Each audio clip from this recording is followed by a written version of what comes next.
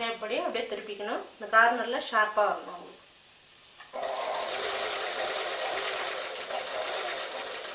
பாருங்கள், நான் தச்சிருக்கிறதுல மீன் கரெக்டாக கார்னரில் ஷார்ப்பாக வந்திருக்கு. ஷேப்டு பீஸ்லாம் பார்த்தீங்கன்னா அந்த கார்னரில் ஷார்ப்பாக வந்தால் தான் உங்களுக்கு கரெக்டாக திரும்பும்.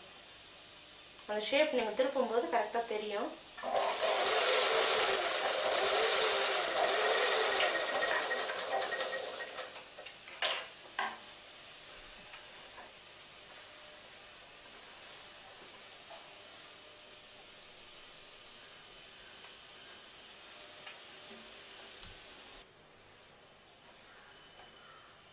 இந்த ஷேப்டு பீஸில் இந்த வி நெக்கில் பால் நெக்கில் அந்த கார்னர் வளையுது இல்லைங்களா, அந்த கார்னர் கிட்ட சின்ன நாச்சஸ் கட் பண்ணிக்கணும்.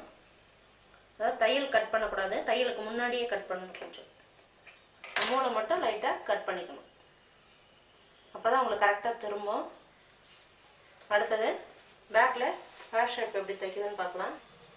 பேக்கில் பால் நெக் வச்சுருக்கோம், மேலே வச்சு பாருங்கள் கரெக்டாக வருதான்னு. நெக்ஸ்ட்டு இந்த ஓரத்தை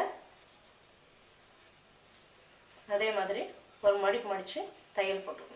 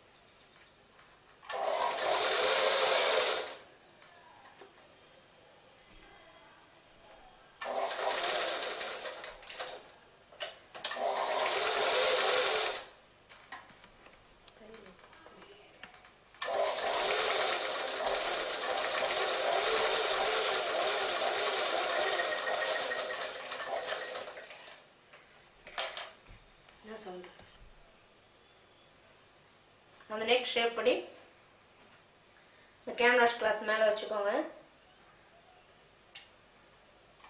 ஒரு ப்ரெஷ்ஷாக போட்ட அளவு தையல் போட்டுக்கணும்.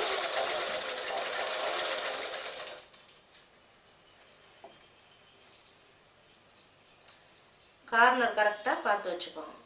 அதுபோல் இந்த கார்னர் கிட்ட இந்த கேன்வாஸ் கரெக்டாக பொருந்துதான்னு பார்த்துக்கோங்க.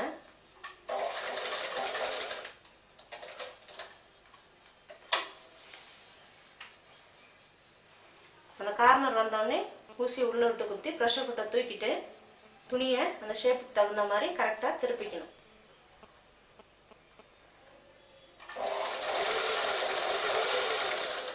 பாருங்கள், இந்த பா ஷேப் எவ்வளோ மூளை விட்டோம் கரெக்டாக உங்களுக்கு வளைஞ்சு வந்துருக்கு பாருங்கள், ஷார்ப்பாக அது மாதிரி வரணும். அப்போ தான் பானைக்கு வந்து பார்க்குறதுக்கு அழகாக இருக்கும்.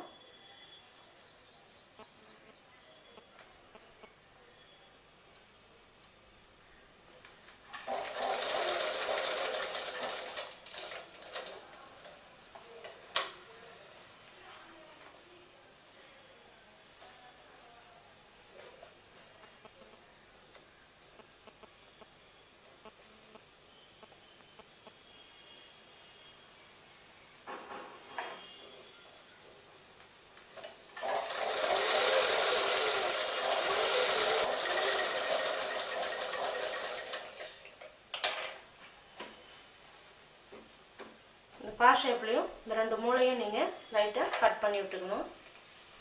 தையல் கட் பண்ணக்கூடாது, தையலுக்கு முன்னாடி வரைக்கும் இந்த மூளை கட் பண்ணிக்கணும். அப்போ தான் ஷார்ப்பாக வந்து இந்த மூளை கரெக்டாக உங்களுக்கு திரும்பும். நெக்ஸ்ட்டு இப்போ ஃப்ரண்ட்டும் பேக் பீஸும் ஜாயின் பண்ண போகிறோம்.